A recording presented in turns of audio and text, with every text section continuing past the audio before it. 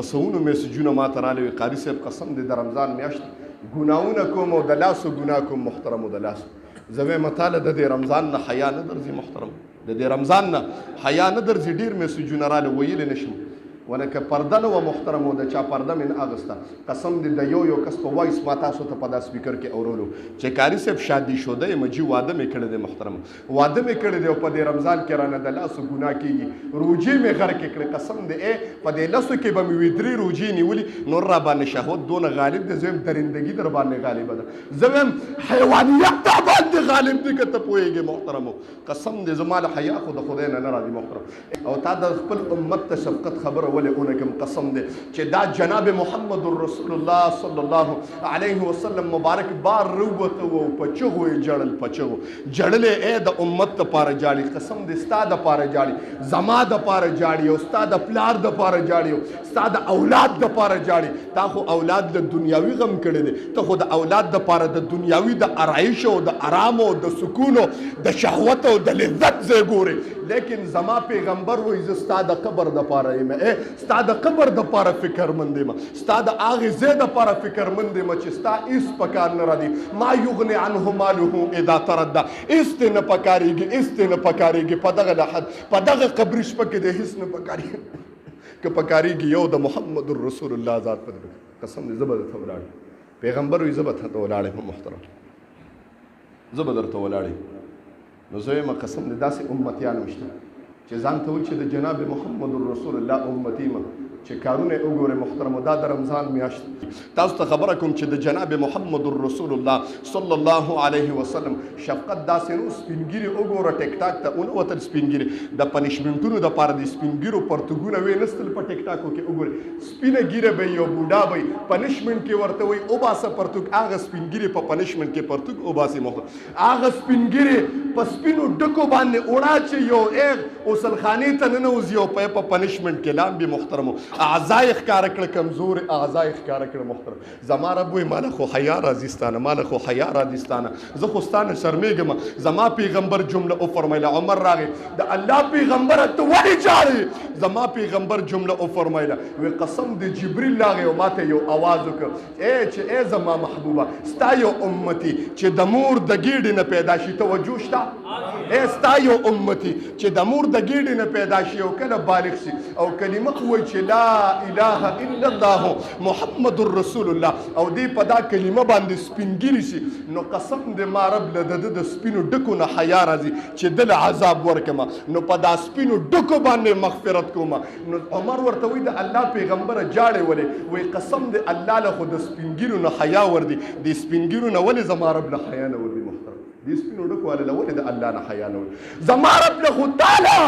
حیا راځي که ته پوهېږې محترمو تاله ولې د الله نه حیا نه درځي چې په ګناهونو اموخته یې محترم نو خبره مې دې پورې کوله ابراهیم بن ادهم له یو کس راغی حضرت شهوت را باندې غلبه دی ځان نشم بندولی جي د ګناه نه ځان نشم بندولی شهوت ډېر زیات زور کړی دی په رمضان کې جي په ارامي توبونو په شهوت باندې سره په رمضان کې ما د خپل اندامونه پرې نه ښود د دې لاس نه زه سکون پیدا لم د دې لاس نه زه شهوت پوره کوم لاسونو نه شهوتونه پوره کوم قسم دې د شرم او د حیا تقاضا نه ده په جنس باندې زه به تاته یو خبر وکړم دا لاس نه دی محترمو دا ستا د وجود نه ستا جز دی محترمو او د خپل جز نه فایده اخیستل داسې شوه لکه څنګه چې انسان د خپل رور خور نه پیدا علي محترم الله دې معافي انسان چې د خپل دارور خور ولې پتا باندې حرام دي تا ته پته شته دا ستا د وجود نه جز دی نو الله در باندې حرام کړی دی نو دا لاس هم ستا د وجود نه جز دی نو د دې نه شرمېږي چې ته غسلخانې او په خلوتو کې کښېنې او ګناهونه کوې محترمو د الله نه حیا به ماله کله راځي محترمو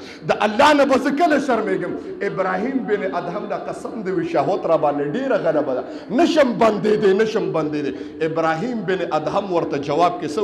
وایي زه داسې کار وکړه چې د ګناه نشي بندېدی د خدای رزق بند کوي خدایا ستا نافرماني کوم نو ستا رزق هم نه خورم ستا رزق بایکاټ وکړه دا ورته جواب کې څه وایي حضرت داسې خو نشي کېدی داسې خو نشي کېدی رزق نه خورم نو مړ بشم رزق نه خورم دا ټول رزق زما د رب د ذات دی نو که نه خورم نو زه مړ شم نو ابراهیم بن ادهم ورته وی دا بې غیرتوب انتها نه ده چې رزق یې خوري او شرمېږي هم ترې نه مونږ خو هلکه پښتانه غیرتمند پښتانه مسلمانان مونږ وایو چې د چا نمک اخورم نو ډزم پې نه کوم. تاسو ته پته ده دا د پښتنو دستور دی محترمو چې هلکه د چا دشمني به یې ورسره خو چې د کور نوړی به وخوړ اصلي پښتانه یادوم اصلي پښتانه او غیرتمند چې کوم په حقیقت کې پښتانه دي چې د چا نمک به وخوړه نو هغه باندې به دوکه به ورکول نه غواړل وایي زما دشمن دی خو دوکم ولا نه ورکوم نو چې ډز به پیسه کو. نن خو پښتانه سکه محترم دوکو ته دغري دوکو ته پراته دي. نن پښتانه فقط دوکو ته پراته دي. نور پښتنو سره د دوکو نه بغیر نور څه نشته په دنیا کې. پښتنو سره د دروغو نه بغیر بل څه نشته په دنیا کې. پښتنو سره د غیبتونه د زناکاریو فحشګویۍ نه بل څه نشته په دنیا کې. وګورئ تاسو تاریخ وګورئ. زه وایم یهود او نصارا وګوره ما سره د یورپ ممالکو اکثر خلک رابطې کوي وایي قاري صاحب ته راشه یورپ ممالکو ته وګوره انسانیت او مسلمانیت ته به وایي دې خلکو ته د کلمې ضرورت دی فقط. دروغ دا خلک نه وایي دوکه دا خلک نه کوي غیبت دا خلک نه کوي ستا په کار کې کار نه ساتي. همدردي قسم د یو روپۍ وغورځوه لس کاله پس راشه هغه ځای کې به د هغه روپۍ پرته وي. نو زه وایم د کلمې ضرورت دی او کوم چې د یهودو او نصارو بد کارونه دي هغه موږ پښتنو مسلمانانو ته پاتې شو. وایي څومره دوکې او دروغ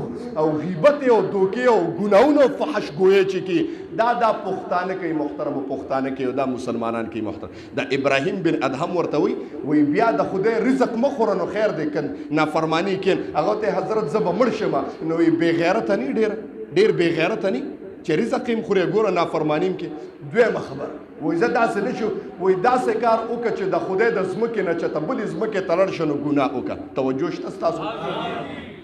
د خدای د ځمکې نه بلې ځمکې ته لاړ شه نو چېرته ګناه وکړه. دی ورته حضرت د خدای د ځمکې نه چې بار شم نو بله ځمکه شته نه چې څه دي دا ټول د خدای دي. نو وایي د خدای په ځمکه کې ګوره او یو جمله وایم وایي تاله چې څوک په کرایه کور درکړي او دا مالکي مکان نافرماني دې وکړه د مالکي مکان نافرمانی دې وکړه نو زه به دې د کوره اوبه نه باسم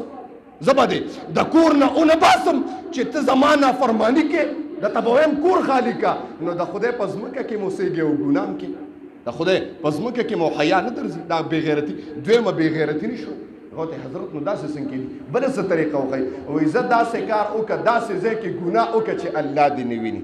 سبحان الله سبحان الله. تاسو ته یم محترم داسې ځای کې ګناه وکړه زما جمله د منبر یاد ساته چې د ګناه او د شهوت غلبه و در باندې د دې منبر اواز ساته. داسې ځای کې ګناه وکړه چې الله درته نه ګوري. داسې ځای کې ګناه وکړه چې الله درته نه. ستاسو څه خیال دی داسې ځای شته محترم؟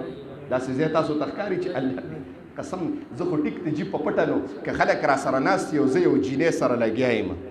خلک را سره ناست یو وایس میسج نشم کولی نو ټیکسټ میسج وکړم ټیکسټ لیکلو والی چې دا خلک یې ونوري چې دی چا سره لګیا دی تاسو ته یم چې دی چا سره لګیا دی نو کوم ذات چې ګوري څه دی خیال دی محترم هغه ته دا ټیکسټ میسج نه ښکاري محترم چې یو نامحرمې جینۍ ته ته ټیکسټ میسجونه کې یو خور او د چا یو مسلمان لور خور ته ته ټیکسټ میسجونه کې نو که ستا خور ته چا میسج وکړه ستا لور مور ته چا میسج وکړه نو څه دی تصور دی دا تصور دی ولې نه راځي که زما خور ته چا میسج وکړه نو زه به آګ به ګګوله نه شم که زما مور ته چا میسج وکړه زه به ورکره دننه لاړ نه شم څنګه د بل لور خور ته میسجونه کوې محترم تاله ولې حیا نه درځي تاله ولې د الله د ذات نه حیا او شرم او غیرت تا کې نه راځي محترم بله خبره کوم وایي داسې ځای کې ګناه وکړه چې الله دې نه هغه حضرت داسې ځای هم نشته چې ګناه داسې ځای هم نشته چې ګناه پرې الله نه ویني او زه ګناه کوم او یو بله جمله مې دا خو ډېر بې غیرتوب دی نو بیا خو وایي ستا دا سترګې خو ډېرې بې شرمه سترګې دي نو چې د هغه ذات نه نه شرمېږي ګوره دومره بې غیرت او دله شوې ته چې د هغه ذات نه نه شرمېږي ګوري درته وایي زه وایي بل حضرت بل څه اسان کار وایي داسې کار وکړه چې کله ملک الموت راشي او درنه روح قبض کوي ورته وایي زه د سره نه ځم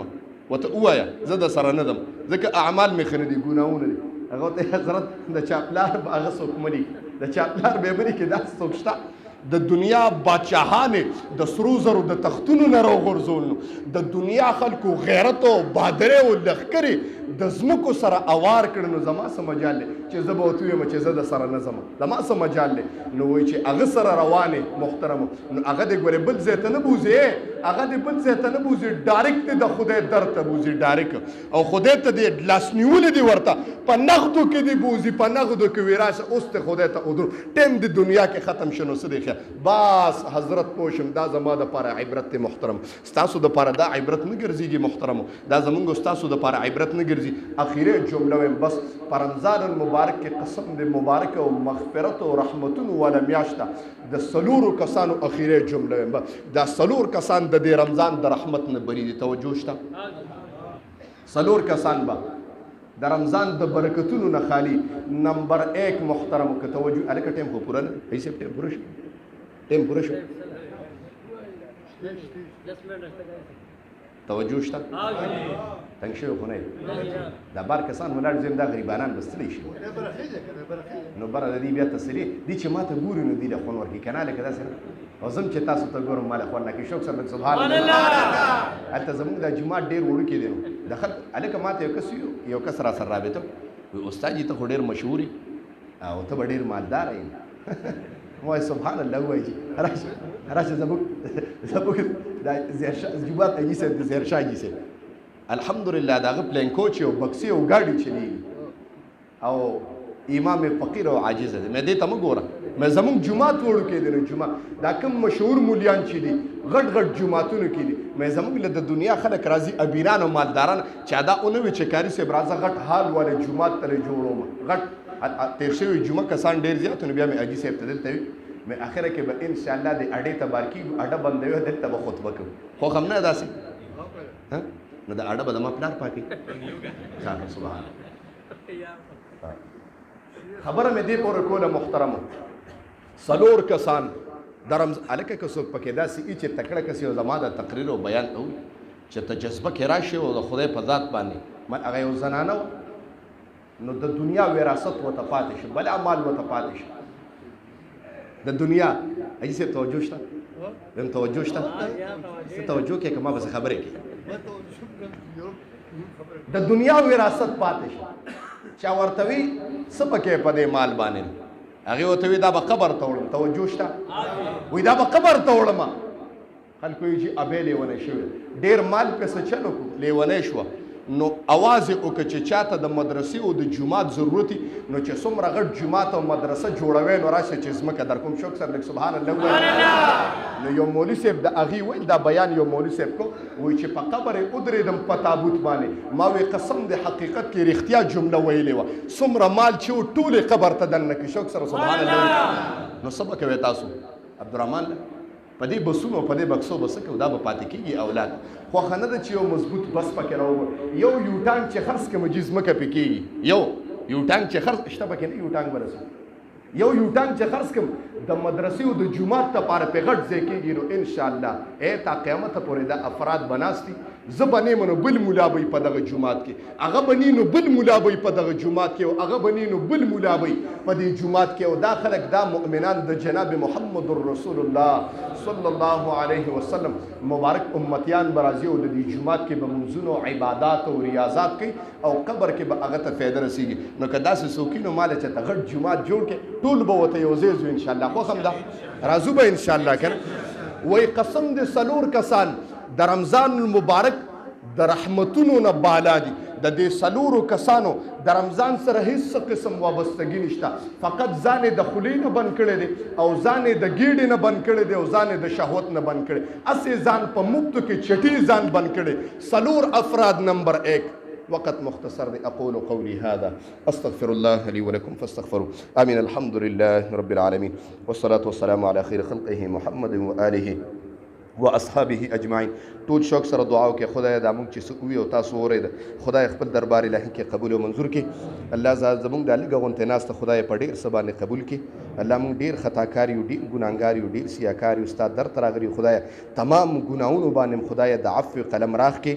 الله زموږ تمام ګناهونه خدای معاف کړي دا رمضان المبارک کې مونږ له خدای د نیکو توفیق را نصیب کړي. الله دا رمضان مبارک کې مونږ د ګناه نه خدای وساتي. الله غیر رمضان نه خدای چې څنګه په دې رمضان کې دیندار کړي او مساجد او مراکز او خدای چې څومره دینی ځایونه یې تا ډک کړي الله دغسې د رمضان نه علاوه دا ټول مساجد او مدارس خدای آباد وساتي. الله دې حاضر مجمع ته په نظر د رحمت باندې وګوري. څوک زمونږ بیان نه راغلي د هر ځای نه چې راغلي او هر څومره مینه د خدای د هغې د مینې موافق خدای عوض ورته په دنیا او آخرت دواړو کې ورکړي. قدمونه خدای په تله د نیکۍ کې خدای واچي. الله چې څوک بیان زمونږ اوري مسافر دي مسافر د دعا دا کړي خدای د مسافرۍ د عذاب نه خدای وساتي. الله په کور کلي باندې د حلال رزق انتظام خدای وکړي. الله کوم مسافرو چې کارونه نشته خدای د حلال کسب انتظام خدای وکړي. په کورونو کې د عزتونو د لوپټو د اولاد خدای ته حفاظت وکړي. ته مددگار او ناصر شي. د فلسطین مسلمانانو ته دعا وکړي چې خدای ته حافظ او مددگار شي. هغه ماشومان چې اوازونه اسمان او عرش ته رسیږي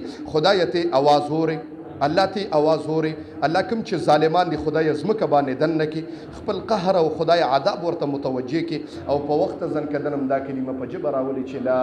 اله الا الله محمد رسول یا رسول سلام علیکا یا حبیب سلام علیکا سلام